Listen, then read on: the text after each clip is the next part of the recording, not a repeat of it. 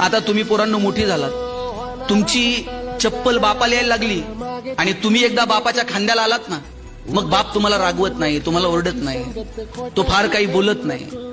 कारण बापाला माहित असतं पोरगा आता खांद्याला आलाय, आता बोलून उपयोग नाही. पण बापाची तुमच्याकडनं अपेक्षा आहे, तुम्ही इंजिनिअरिंगला ऍडमिशन घेतलं, हॉस्टेलला राहताय, बापाला वाटत असतंय की पोरगा आता इंजिनिअरिंग पास आउट होईल, आता कुठेतरी नोकरीला लागेल, माझा भार थोडासा हलका होईल. छोट्या छोट्या अपेक्षा आहेत वडिलांच्या तुमच्याकडनं. त्यांना अपेक्षा नाही की तुम्ही कोट्यवधी रुपये कमवावेत आणि माझ्या समोर आणून ठेवावेत. वडिलांची अपेक्षा पोरांनी त्यांच्या पायावर उभं राहावं, त्यांचं जगणं समृद्ध करावं. बापाची अपेक्षा असते पोरांना आपलं नाव पुसावं. कोणत्या अर्थानं पुसावं? आतापर्यंत तुमची ओळख काय? अमुक अमुक यांचा मुलगा.